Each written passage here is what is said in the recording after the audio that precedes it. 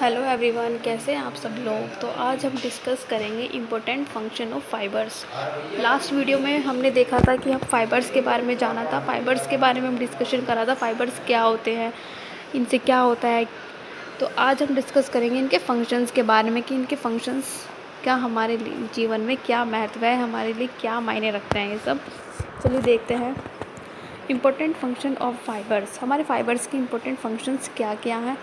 जो फाइबर्स होता है वो हमारे डाइजेशन में हेल्प करता है।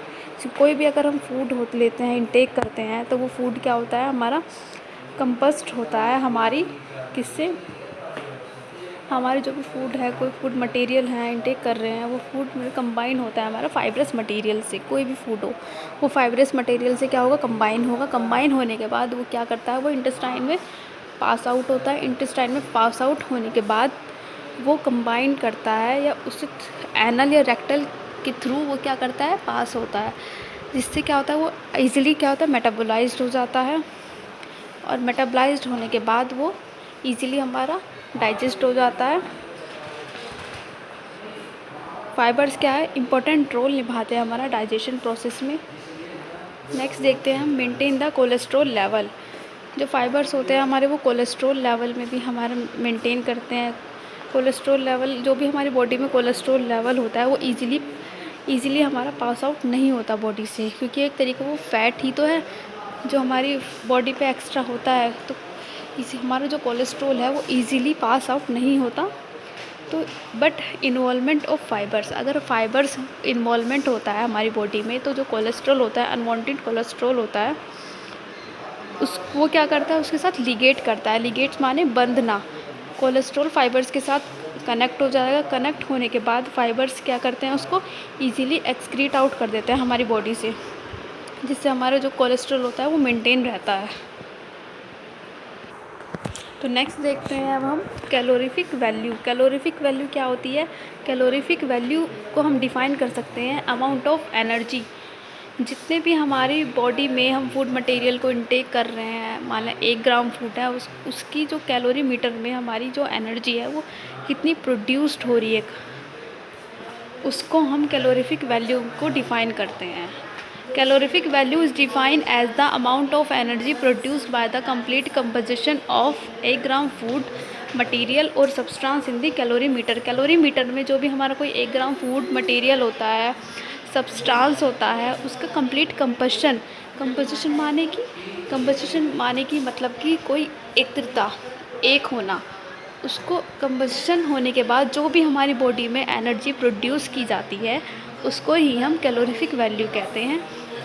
कैलोरीफिक वैल्यू को हम लेबोरेटिकल मेथड के थ्रू हम इसको डिटरमाइन करते हैं। इसके थ्रू हमारी वैल्यू निकाली जाती है। इसको हम एक्सपेरिमेंटल वैल्यू भी कहते हैं। नेक्स्ट देखेंगे अब हम फिजियोलॉजिकल वैल्यू। फिजियोलॉजिकल वैल्यू क्या है। फिजियोलॉजिकल वैल्यू को हम न्यूट्रिटिव वैल्यू भी कहते हैं। Physiological value is defined as the amount of energy produced by the complete combustion of 1 gram food और substance in the respiratory mechanism in the human body. ये भी सिमिलर ही है, दोनों सिमिलर ही हैं हमारे कैलोरीफिक वैल्यू और फिजियोलॉजिकल वैल्यू में। बस अंतर इतना है, हमारी बॉडी में जो रेस्पिरेटरी मैकेनिज्म होता है, उसमें जो भी हमारा फूड मटेरियल है या सब्सटेंस है, वो उसका जो कंपोजिशन होता है, कंपोजिशन होने के बाद जो हमारी एनर्जी प्रोड्यूस होती है और कितने अमाउंट में वो होती है, तो उसको हम फिजियोलॉजिकल वैल्यू या न्यूट्रिटिव वैल्यू भी कहते हैं। ठीक है, नेक्स्ट देखेंगे अब हम फूड क्या है। नॉर्मली फूड के बारे में तो आप सभी को जानते ही होंगे, फूड क्या है, क्या रिक्वायरमेंट्स होती हैं इसकी, हमारी बॉडी के लिए कितना ज़रूरी है ये।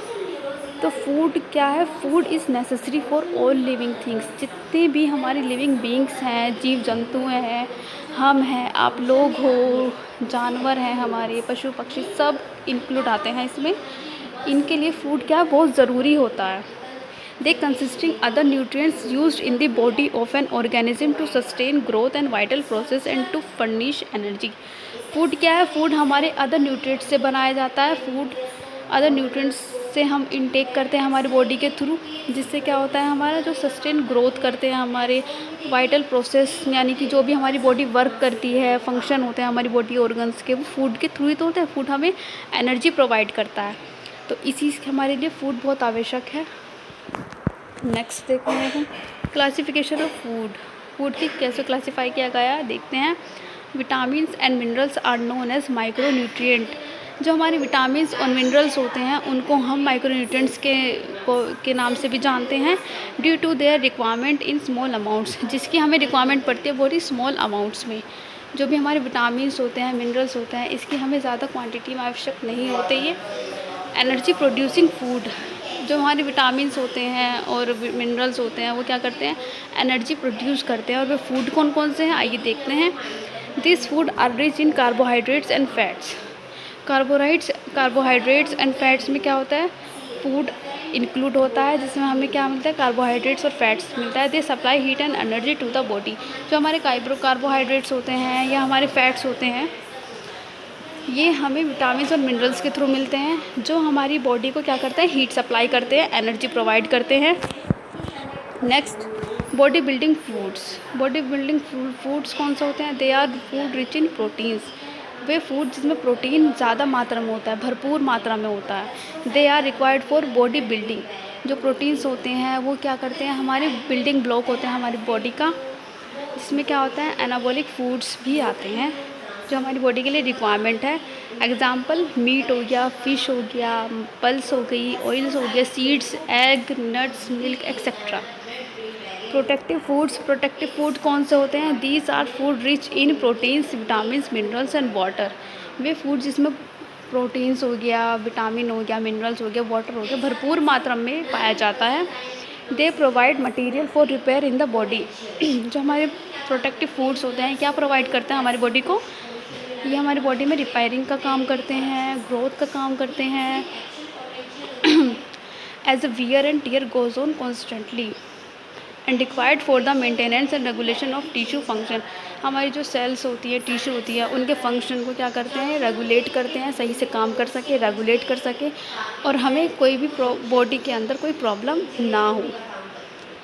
एग्जाम्पल कौन कौन से आते हैं, मिल्क्स, एग हो गया, लीवर हो गया, लीफी वेजिटेबल्स होगी, फ्रूट्स हो गया, एक्सेट्रा एक्सेट्रा हमारे प्रोटेक्टिव फूड्स होते हैं जो हमारी बॉडी को क्या करते हैं, रिपेयरिंग का काम करते हैं। नेक्स्ट आता है हमारा फूड अडल्ट्रेशन। फूड अडल्ट्रेशन को हम नेक्स्ट वीडियो में कवर करेंगे। अभी के लिए बस इतना ही।